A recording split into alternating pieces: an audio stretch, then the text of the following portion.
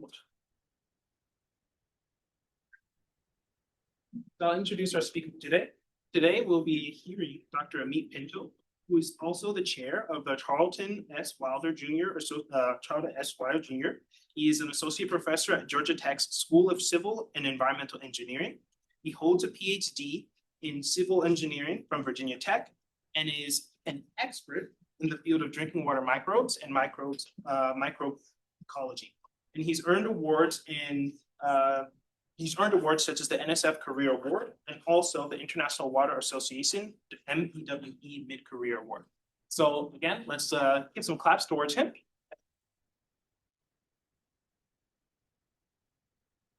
So much for that introduction, and thank you so much for being here today. Thank you, Holly. Thank you, IOB, for inviting me to come and spend the day with you. As I was driving up yesterday, I realized, so I've been at Georgia Tech for 4 years. As I was driving up yesterday, I realized it was actually the first time I was driving to Athens. But I'm so happy to be here. And so I am an environmental engineer who likes to dabble in ecology, microbial ecology. What I hope to kind of give you a sense of today is, why do microorganisms matter? You know, I don't think I have to convince anybody in this room that microorganisms are important. Microbial ecology is important. What they do has real implications for our health, for the health of ecosystems, for so many different things. I'm going to try to focus on a very narrow slice of where microorganisms matter, and why and how we study them. And so that narrow slice is the engineered water system. So before I get there,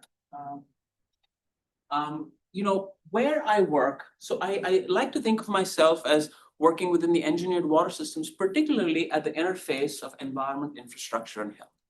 So what you're seeing here is what I would call the engineered water cycle. And give me 1 second. I just want to get rid of that recording thing because I want to make sure that the slide is projected fully. Okay, so I work on the engineered water cycle.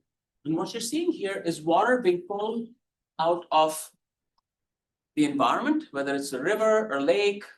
It goes to the drinking water treatment plant where the water is treated to up to a certain standard. It's then pumped into our homes, into our built environment, where we use that water, and then it goes into the sewer system to the wastewater treatment plant and is discharged out into the environment. Doesn't matter where you are across the entire engineered water cycle, microorganisms are quite persistent. And my research goal, and that is like a fish image. This is a fluorescent in situ hybridization image. It is not by me, it's by someone else, but it just fits nicely within that block, so I use it over there. But nonetheless, microorganisms are quite important. And what we try to do as a research group is develop frameworks to manage these microbial communities in the context in which they exist, whether they are on the wastewater side of things, whether they are on the drinking water side of things, whether they're in the pipes that convey drinking water to our homes, or pipes that take wastewater out to the wastewater treatment plant or into the environment, is how do we manage these microbial communities for where they exist such that you might maximize the benefit that they offer, either to the environment, public health, or even to our infrastructure, and you minimize the detriment. So context really matters. The types of microorganisms you might want at the wastewater side of things are not the kind that you want at the drinking water, and the ones that you might encounter on the drinking water side of things are going to be relatively useless on the wastewater side of things because they are adapted or they evolve for these specific microbial communities, specific ecosystems. And the way we approach it is we look at microbial communities in different ecosystems, and I call these ecosystems, these are not isolated from each other, they are connected to each other over varying spatial and temporal scales. So we have projects that range from looking at harmful algal blooms, they are quite consequential to the engineered water system. We have projects looking at biological processes in drinking water systems, how microbial communities change as the water is pumped and how it spends time in our building. This, not so much anymore. This was a brief stint on wastewater surveillance and then on the wastewater treatment side of things. And in all of these projects, what kind of binds us together, on my research group together, so the 3 pillars sort of that form our core expertise is microbial ecology, design and engineering, and molecular biology. So on the design and engineering, this is how we change something about our engineered infrastructure to deliver the function, the benefits that we want. Microbial ecology is a theory that governs how microbial communities assemble and how they change. And molecular biology is primarily on the physiology side of things and also the tools that we use. And nearly every time, because I'm in an engineering department and an engineer, the questions that guide our research, that kind of form the basis of our research, are questions that perplex our stakeholders. And our stakeholders are drinking water utilities, wastewater utilities, these are regulators, these are public health officials, these are us, right? We all want clean water when we open our tap, right? So we are all the stakeholders that kind of drive these research projects. So it's a very applied focus. And oftentimes we encounter these applied focus problems, even in this day and age, because there is some fundamental aspect of these communities that is yet undiscovered, or either in terms of like fundamental knowledge or in terms of how to apply that fundamental knowledge in this context. So that's where there is also a lot of fundamental science and engineering that goes on behind that application as well. So all of my projects, kind of depending on who's funding it, it's heavy on either design and engineering and molecular biology. So it just matters where that project lands in that particular landscape. Today, I will primarily talk about drinking water. I'm going to talk about 3 or 4 kind of interrelated projects, each a little bit different, but I'm going to focus on the drinking water side of things. Cool. So a disclaimer, anything that I present today, everything that I present today are largely because of the data generated by group members, their ideas, their insights. I'm just here to communicate them to you, hopefully in a coherent, cohesive way. So the first thing that I'll put forward is the fact that our entire drinking water sector, right, is based around this concept of pathogen centrism. That means that we do not want pathogens that make us ill in our water supply. Right? When you open that tap at home and you get a glass of water, you don't want that glass of water making you ill. From a chemical perspective, from a biological perspective, and that's how this whole sector has kind of come together, right? Either it was disinfection at the municipal level and all these different treatment technologies that are put into place. What we do want from a biological perspective is try to eliminate these pathogenic microorganisms. Now, the challenge there becomes is that this pathogen does not exist in isolation, right? It's a part of a broader community that is in the ecosystem of our, in the drinking water ecosystem, and they're usually quite rare. For a well-managed drinking water system, pathogens are a very small fraction of the microbial community. They are a pretty impactful fraction, right? When you do have an outbreak, it's a pretty big deal. Like, there's a big, it may be outgoing still, there is a big Legionella outbreak going on in New York right now that's associated with the water infrastructure. They think it's cooling towers right now, but I think the evidence, the verdict is still out. But when that happens, it's a big deal. Many people get sick, people die, and it's quite consequential. But the challenge is that this thing is so rare that we will only typically see it or detect it when it's already a problem, right? When the concentrations are high enough to where they're above a certain risk threshold. But the way the field has evolved is that we take this hammer, this technology hammer that we have, and we decide that everything is going to be treated as a pathogen, right? We are not going to be nuanced in the way in which we manage these microbial communities. And one of the reasons is it's very, very difficult, right? To be that nuanced. It's very easy to manage things on a bulk, and it kind of makes sense. But we've been doing this kind of approach now for, I would say, at the municipal level, at the centralized level, at least for 150 years, right? So the first municipal disinfection, first drinking water disinfection at the municipal level was somewhere in the early 1900s, 1904, 1905. So we're in that range. The first slow filtration system was in the late 1800s at the municipal level. So we've been doing this for a really long period of time. So what does that pathogen-centric approach mean? And I'm going to try to illustrate, distill down the complexity of our engineered water infrastructure system using a very simple arbitrary cartoon. But what I'm reflecting over here is water moving through from the source to the tap. It's in the source, then there is a treatment plant where we throw a bunch of different barriers to remove microorganisms and restrict their growth. Then the water moves into the distribution system. These are pipes that we cannot see. They're buried underground. They're all over our cities, all over under our streets. And then there is building plumbing, all the pipes that are inside our building that take the water from the main lines into our kitchens, into our labs, into our bathrooms, for example. That is also infrastructure. So what are we doing to manage microbiology when it comes to this source to tap continuum? And the first thing we do is we actively implement technologies to reduce the substrate that's available for microbial growth. And the substrate could be carbon, nitrogen, phosphorus. So high concentrations in the source water, and as it moves through the treatment plant, those concentrations decrease. And maybe sometimes if there is a leak in the distribution system, which happens, the concentration kind of goes up, but it's still quite low compared to the substrate, right? Compared to the source water. So the TOC, the total organic carbon, the nitrogen concentrations at our tap water typically are quite a bit lower than you would find them in the river or in the lake or in groundwater, not so much, but yeah, generally lower. And that's not all we do. What we also do is right at the tail end of the treatment, we add a disinfectant, such as chlorine. And what that chlorine does is we spike that chlorine in. It is there to kill microorganisms. It is there to inactivate these microorganisms. And the logic here is, okay, pathogens might be a small fraction of the community, but if we reduce the overall concentration significantly, we're also reducing the pathogen concentration to some proportionality, right? And that, yeah, kind of makes sense. And then as the water moves through the distribution system, the disinfectant, it is a disinfectant, but because it is quite reactive, it dissipates.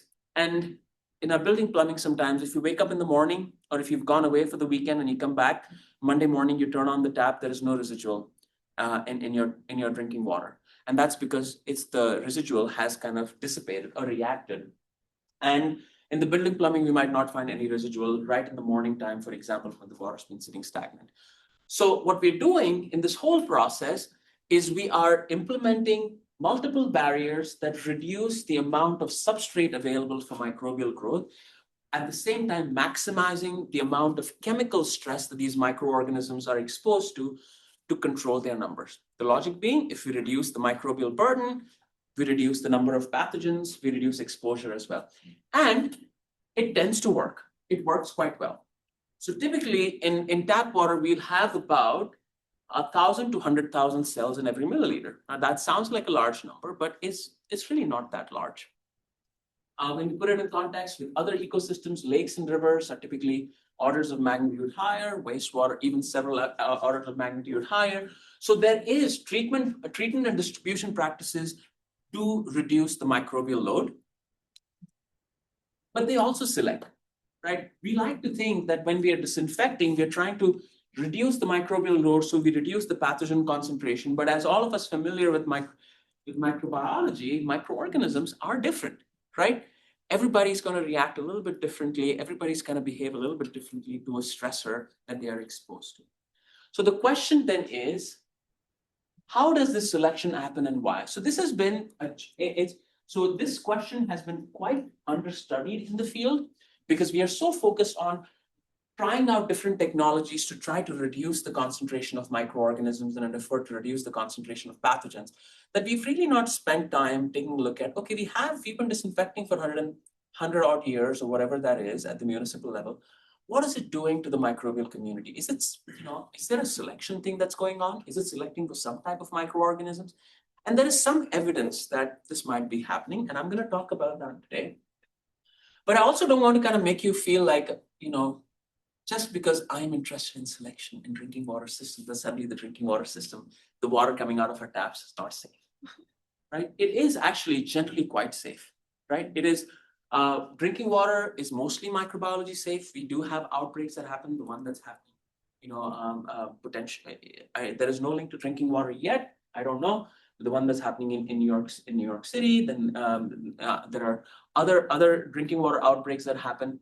But what we have noticed over the last 20 odd years is that there are certain types of pathogens whose health burden has increased in the last 20 years, right? And these pathogens, I'm just keeping an eye of time. I'm not answering phone calls over there. So on the y-axis, you have number of cases or infections, and on the x-axis is timeline. And these are interesting pathogens. This is Legionella pneumophila. This is documented cases of Legionnaire's disease. And this is non-tuberculous mycobacterium. These are documented cases. This is in the United States. This is in South Korea.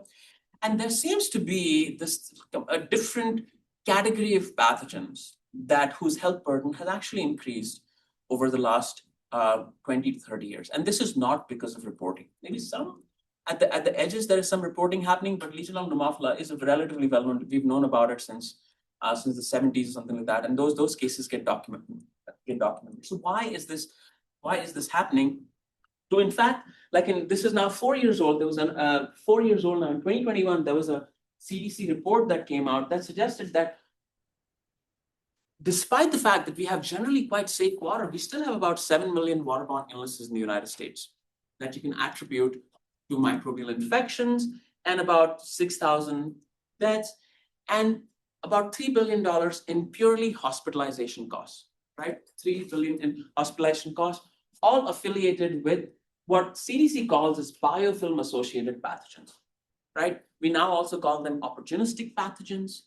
And these are Pseudomonas, Mycobacterium, and Legionella. And the healthcare cost is about $2 to $3 billion.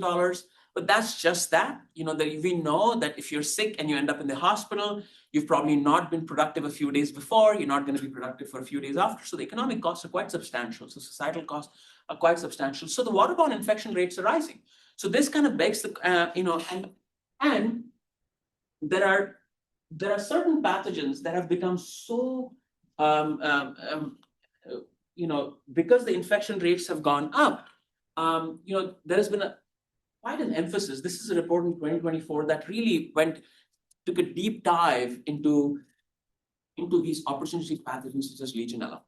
And on the x-axis, you have the number of outbreaks, and the y-axis, you have a water setting. Apartment, camp, casino, whatever, healthcare. And you have enteric diseases, and you have biofilm-associated diseases. Enteric diseases is the dark brown, and this is the biofilm-associated diseases. And what you see is that most infections today are caused by biofilm-associated outbreaks. These are the pathogens that I highlighted in the previous slide. This is very different from enteric pathogens. Our wastewater infrastructure, our drinking water infrastructure, it was designed for enteric pathogens.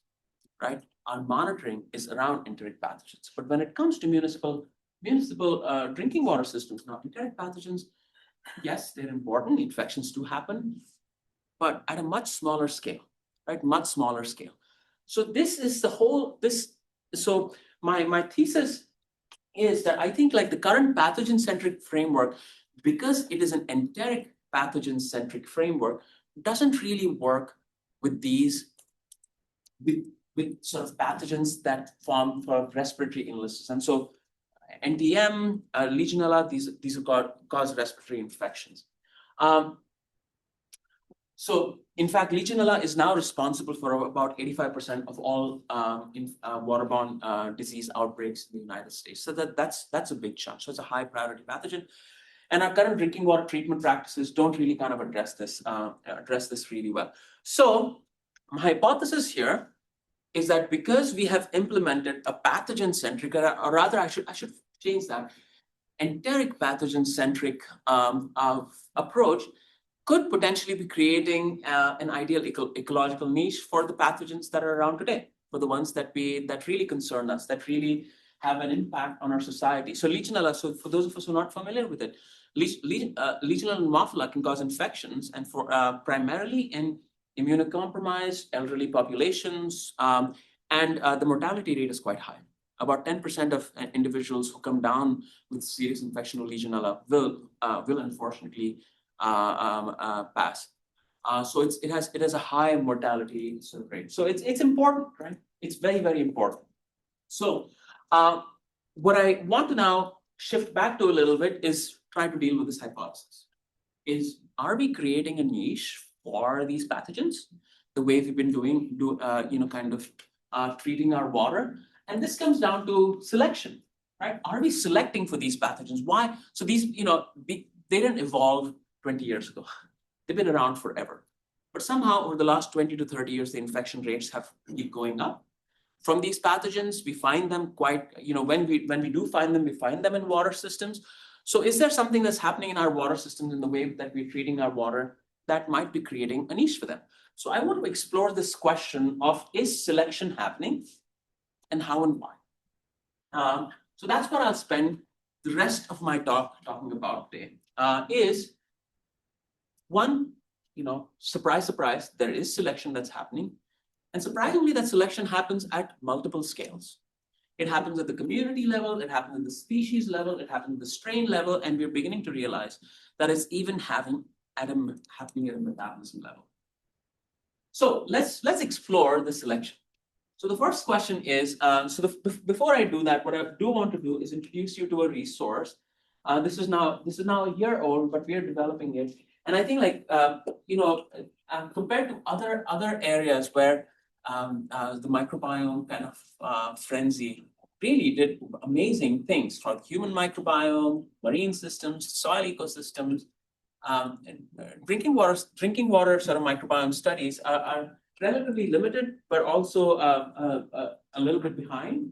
And so nonetheless, in 2024, we put together, collected all the publicly available studies that are out there, especially data sets, and we tried to put together a genome catalog of everything that we typically find in drinking water systems. And these are highly curated genomes, right? And this is nice because now this gets us to ask questions that are uncoupled from local national regulations. They are uncoupled from treatment technologies that might be used at any particular drinking water treatment plant. They're uncoupled from how old or new a distribution system is. So we're trying to gather data sets from across the world. So the US is here, South Africa, China, parts in Europe and Asia. So it's quite diverse. Not nearly as diverse as some of our other other microbiome fields, primarily because of how the resources that are typically allocated for studies like this. But nonetheless, so I'm going to use this database to kind of ask and answer a few questions, and we'll walk through it together. So right now it's only about 3,200 high quality genomes and 1,100 species, but it'll keep growing as more studies kind of get out there. And you're welcome to kind of use it, reuse it, do whatever you like with it. But what we did with this particular thing is now, like all good ecologists, we wanted to see what the biogeography looked like. So let's take a look. Each dot over there is not actually is not a metagenome assembled genome. It's a genus. These mags have been clustered into genuses. And on the y-axis, you have detection frequency. On the x-axis, you have mean relative abundance. And what we're trying to get over here is just that simple question: is are there genuses and are there genomes within these genuses that are more frequent, more abundant? And what you begin to see is, right. Once you there are about 5 different taxa, 5 different genuses that show up in more than 60% of drinking water systems globally. It might not seem like a high threshold, but it really is when you consider the amount of heterogeneity within these systems. Different source waters, different treatment technologies, groundwater, surface water, lakes, rivers. So it's quite heterogeneous. So finding this type of conservation is actually quite interesting.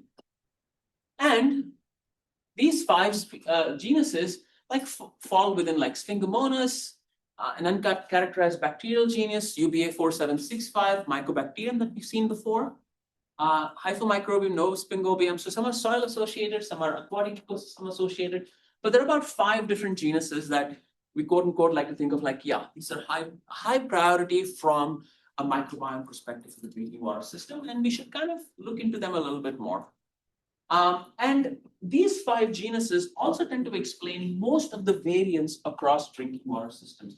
So if I take one, DWDS stands for drinking water distribution system. So if I take one drinking water distribution system, take all of the data from that distribution system and compare it to another one, and I estimate the total difference, versus if I now take the least number of genera that explain most of that difference. So if the difference is 90%, I want to gather the most number of genera that gets as close to 90% as possible.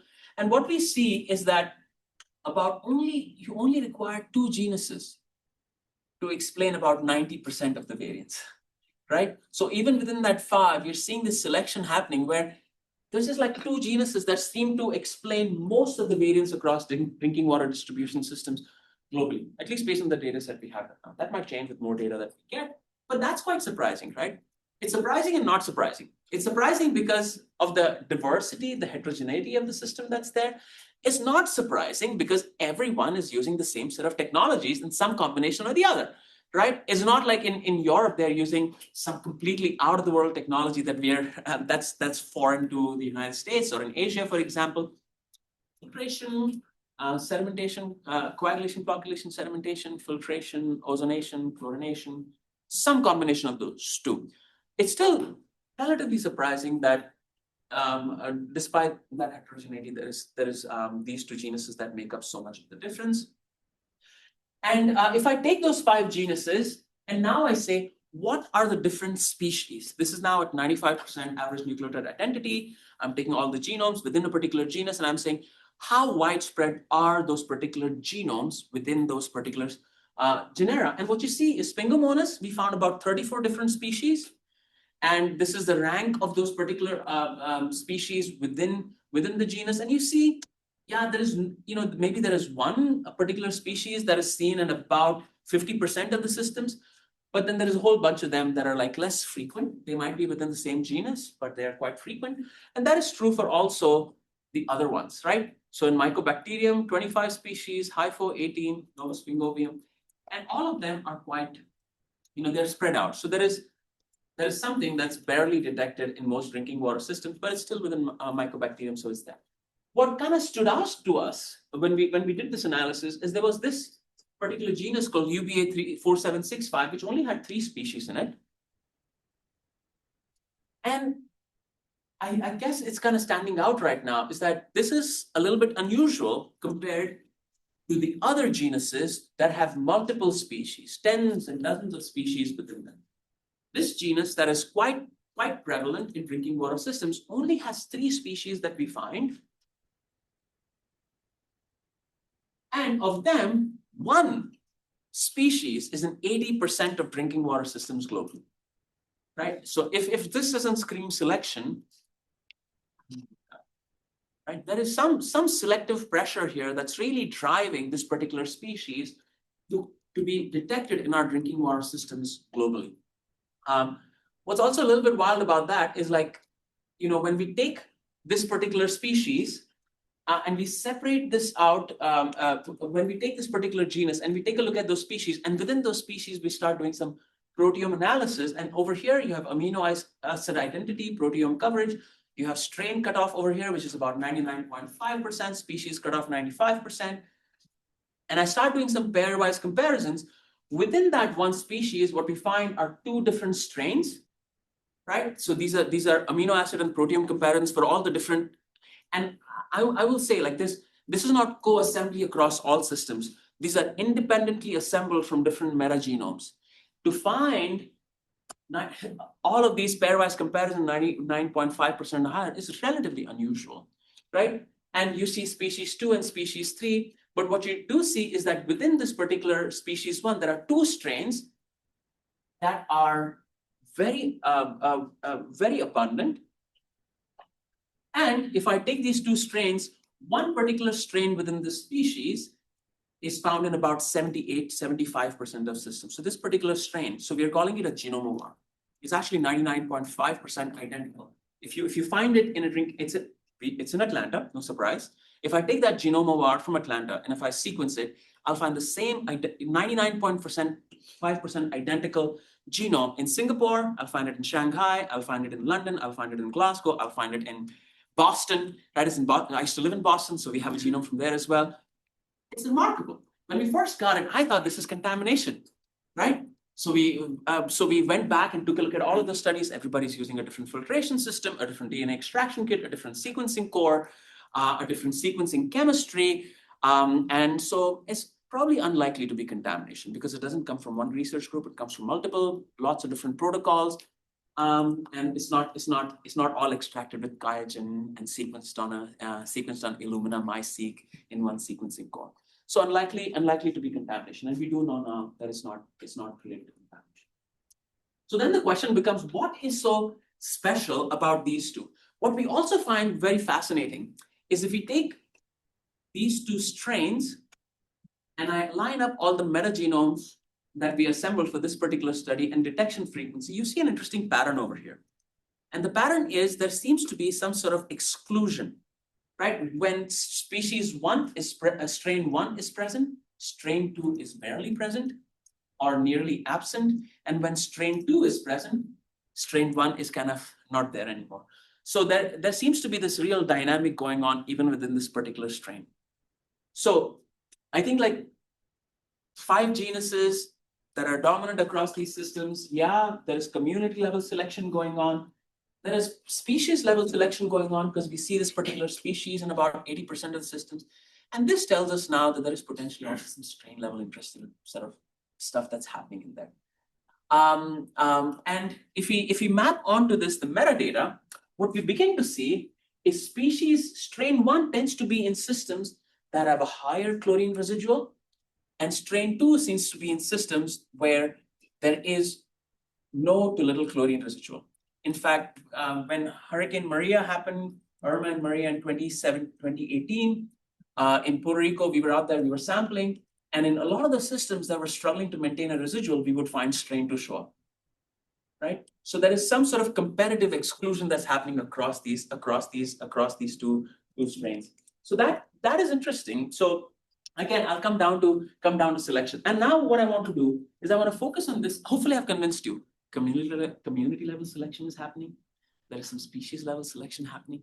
Maybe also strain level selection happening. So now we have to ask ourselves, like, what is so special about species 1, strain 1, right? Why is it so special? Now, before I do that, just like a silly little thing is, it doesn't have a name, and it's a number, and UBA 4765, and that's some designation that the Genome Taxonomy Database has given it.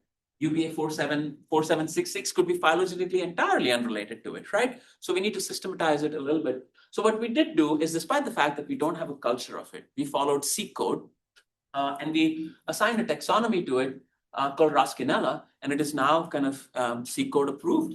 Even though if you go on NCBI, it's actually an NCBI, but with some warnings that this is not a type strain or whatever that is. And what we did is that this particular species we call Raschinella chloroquaticus. It is within the genus Raschinella, it seems to be kind of enriched in chlorinated drinking water systems. So then now let's focus on what is special about Raschinella chloroquaticus strain 1, not strain 2 yet, because we don't know much about it still. So what do we know about Raschinella chloroquaticus strain 1? The first thing we did find is we took all the genomes that we had from it and we started comparing it to the other stuff that's quite frequently found. And we did find that it has like pretty high density of transporters for macromolecules, so fatty acids, amino acids.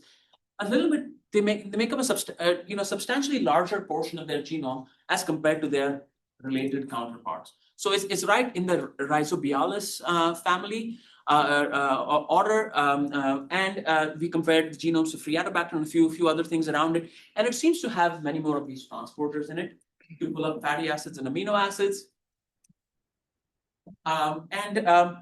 It was also quite interesting. Because we had such a high quality genome, we ran some sort of metabolic simulations on it to see what food sources it tends to prefer. And what we did find is like in the simulations, right? These are simulations. So with a reconstructed metabolic model, we were feeding it lots of different things, right? Lots of different things. And what we did realize is like it grows really, really well on amino acids, at least inside of our computers. Grows really well on amino acids and grows in 17 of the 20 amino acids. It doesn't grow on any of these aromatic ones, right? It doesn't grow on them. And it prefers, like if you compare head to head. So again, time is arbitrary, biomass is arbitrary. It's all relative in these simulations over here. But what we do see is on these 17 amino acids, it can use amino acids simply as carbon, nitrogen, and energy source, which is incredible, right? amino acids in drinking water systems. It's a little bit silly, right? Why amino acids in drinking water systems? But being able to use non-traditional carbon, nitrogen, and energy sources is actually quite an advantage over here. Can someone think of why? In drinking water systems. It's not like someone's pouring protein powder in our pipes, right? 30 grams of protein with every meal. Nobody's doing that. And actually, so this is something we had published. This is from 2020. This is a paper that we had published back in 2020 proposing a hypothesis. And the hypothesis was that in drinking water systems, we have such high level of chloramine or disinfectant residual, that there is a big turnover happening in bacterial biomass. So there are microorganisms that are dying, that are lysing, that are releasing fatty acids, amino acids into the ecosystem. And if there are microorganisms that can effectively use that decaying biomass, if there are microorganisms that are adapted to a necrotrophic lifestyle, they will have a distinct advantage because they don't have to synthesize these complex biomolecules from the ground up. They can just reuse them. And this was before we knew about Raschinella chloroquaticus. This was back in 2020. And this is, I think, what it is there is this cell lysis mediated nutrient cycling that we hypothesize that this Raschinella chloroquaticus is really, really good at, right? Really, really good at. So it is able to grow faster than it is decay. And that's our hypothesis. We haven't yet tested it, but I think the fact that we proposed this hypothesis in 2020 and 2024, we found a genome that does it, which is fascinating to me. So it can also, not only is it using necrotrophic growth, it can also use some chemical disinfection byproducts, such as it can use in detoxify chloride, chloroacetate, for example. It can, what's interesting is when we found this chloride dismutase gene in this particular genome, we were a little bit puzzled. Now, chloride dismutase has a sort of penalty to it, right? What it is doing, it is taking chloride and converting to chloride. In most of the genomes that you find a chloride dismutase, it is accompanied by a perchlorate reductase. And the whole purpose of that chloride dismutase is to detoxify for that chloride accumulation. So this can be used as a sort of electron acceptor by some it can be used in respiration by some microorganisms. So if you're using this for respiration and producing chloride, then you kind of detoxify it. But we did not find the perchloride reductase in this particular stuff. So we said, that's interesting. We do find chloride in disinfected systems. It's a byproduct. So maybe that's a sign of selection, right? And so we went for that particular gene, that particular contig, and we started looking around it. If this chloride dismutase is born out of selection, do we find evidence of other selection happening around this particular thing? And yeah, it's actually quite interesting. If you take a look at those little clusters of genes around it, what we do see is there is a gene that's involved in detoxification and redox regulations right downstream of it. There is a gene associated with DNA repair, not far from it. There's a gene associated with synthesis of cyclopropane fatty acids. And these cyclopropane fatty acids what they do is they increase membrane rigidity and reduce permeability. Also associated with this. And also super interesting about this is they have these two collocated HIC-A, HIC-B toxin antitoxin systems, which are associated with persister phenotype. Yeah, cool. This is based on computational analysis, no experimental data. So take it with a grain of salt, for example. But what we did see is that we saw this in strain 1. You remember how I talked about how these two strains, one is in low chlorine environment, one is in high chlorine environment? It's interesting is that in strain 2, these two are not co-located. They're on different parts of the genome.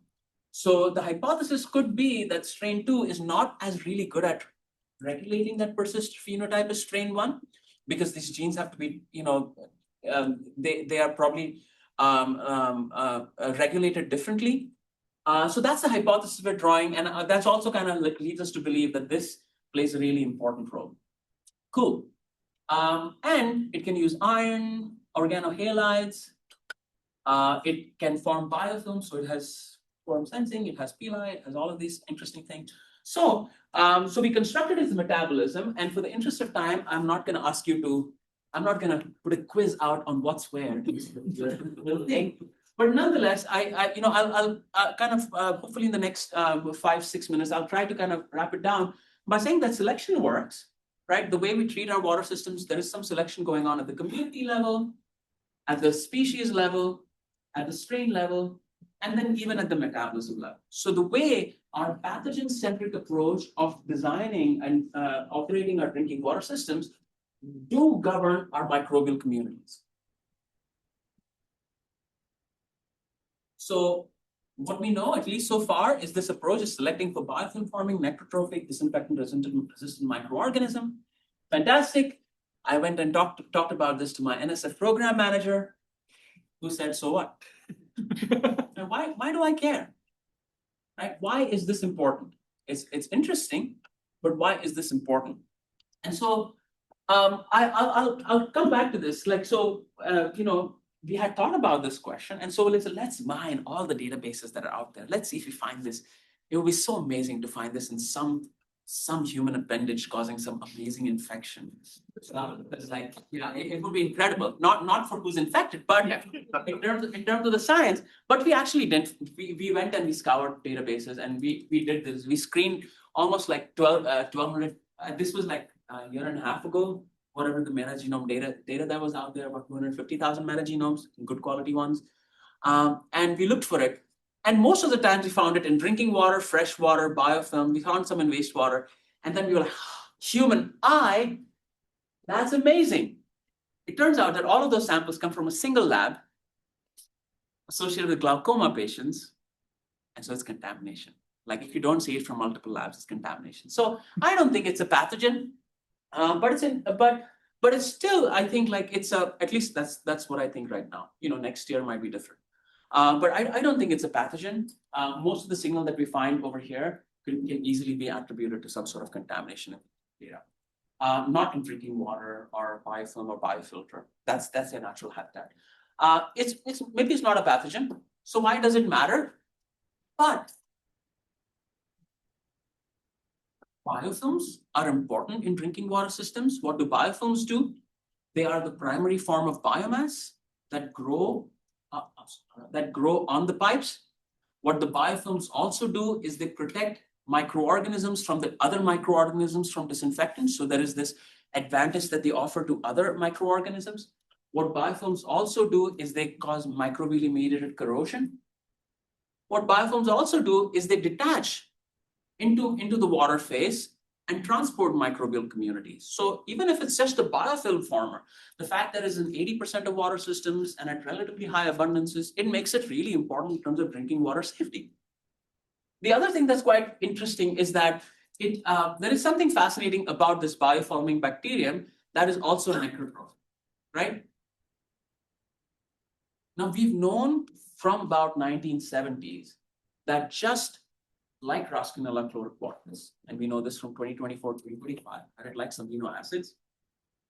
The one way you isolate Legionella is by feeding it amino acids, right? Legionella pneumophila is a necrotroph. It also prefers amino acids as its preferential source of carbon, nitrogen, energy. In fact, in 1979, the growth medium for this bacteria tells you that you need to add amino acids to be able to grow it in the lab. So maybe Raschinella chloroquartins isn't Legionella, but they like to eat certain things, right? So have you created an ecosystem that kind of favors these necrotrophic microorganisms? Cool. So my hypothesis is that the way we treat water creates an ideal niche for pathogens and pathogen-like microorganisms. So just a couple more things. I have too many slides, so I do want to leave some time for questions. So I'll end with a couple different things. Is how with this information, how we would do something, right? And the way we would do something different is rather than thinking about, I have a hammer, all microbes are nails, be a bit more nuanced by being microbiome inclusive when it comes to. Actually, I should be a bit more careful about using that word inclusive now. But it's still, I can call it anything I want, but it's still inclusive. Think about all the different microorganisms in there. And like any good engineer, and this is what I teach a lot. I teach a lot to my undergraduate students. Also learn a lot from them. And I learned how to put a query into ChatGPT not long ago. What is microbiome inclusive drinking water treatment? And actually, is remarkable, right? Remarkable. It kind of summarized the conversation in the field quite well. And I won't spend time over here, but what it said is like, to be inclusive, you have to understand microbial communities, maintain beneficial ones, monitor and control biofilm management, sustainable practices, holistic. It gave a list of things, and actually quite reasonable. This captures the conversation within the field quite well. And how do we do it? One way is we need to change how we monitor microbial communities. Most drinking water utilities around the world are still putting them on outer plates, waiting for 2 days and trying to figure out what's there. And we don't have to do that anymore, or maybe we do that for a little bit of time, but we also do other stuff, right? Nanopore sequencing is quite common. So we've and lots of other groups have developed workflows for nanopore sequencing, and you can actually get quite quantitative, right? So this is, hopefully we'll put out this preprint very shortly, is that you can, so this is the theoretical genome copy number, calibrated genome copy number. With nanopore sequencing, we can actually get really good, like this over here is from digital PCR. So very, very strong correlations. So we change how we monitor these microbial communities. And in the interest of time, I'm so sorry, I typically don't do this, but I'm going to scroll through several slides. And if you're interested, I'll talk to you later about this. But we also need to kind of be more broad in terms of how we manage microbial communities. So it is difficult, but not impossible to take nuance, right? We've come so far in how we manage safety of drinking water. To go to the next level, we have to kind of realize something fundamentally new. And with that, I want to give time for questions. Apologies. I'm going to thank my funders and my research group for all the work that they've done. And I'll take questions.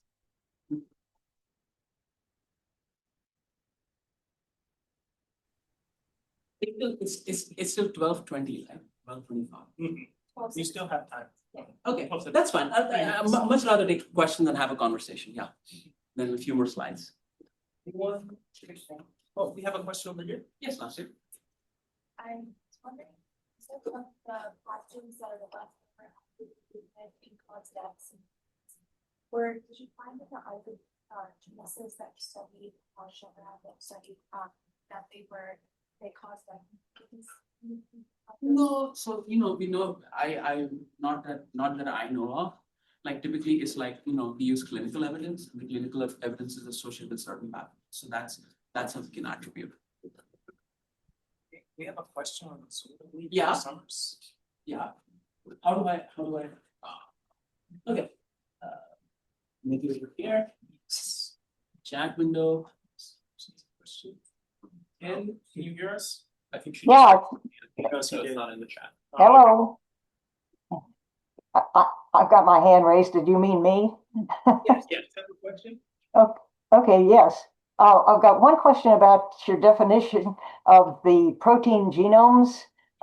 Did you include mobile genetic elements in the definition of the chromosomes that you were made with your great dendrogram? Oh, okay. So that's a great question. I think like what we are working with is metagenome assembled genomes. So as long as that information that is on the context that we've assembled from this, then they are part of the analysis. If they were on plasmids, or maybe some really kind of divergent sequences that were not binned into a metagenome assembled genome, we unfortunately don't have those.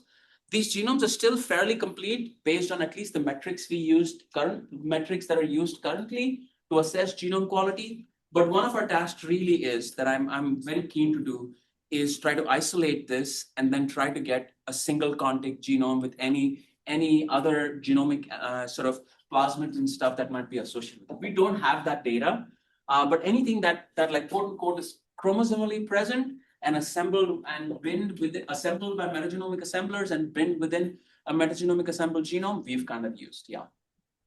Well, I come from a perspective of there is no single correct sequence for anything that has the capacity to change its genes as readily in a community or even single, even a single culture.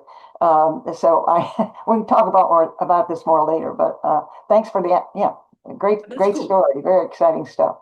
Yeah, thank you. So we haven't put this out yet, but we are trying to do some analysis right now to evaluate how often recombination might happen in this particular. Hopefully, we'll wrap up that paper really soon. But yeah, but we can definitely have some conversation.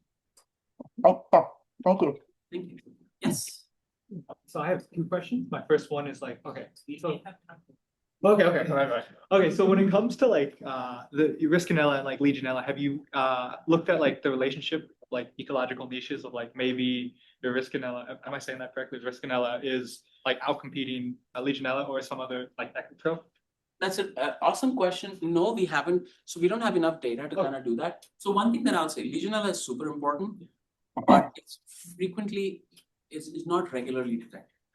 We just finished a sampling campaign across almost 250, 300 samples across the country, and we find Legionella in about 1 to 2% of samples. So it's a very low incidence rate, but I'm quite certain that it's present in many more samples.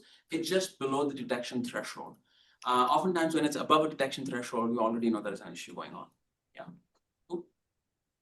Awesome. Thank you, everyone. Thank you so much.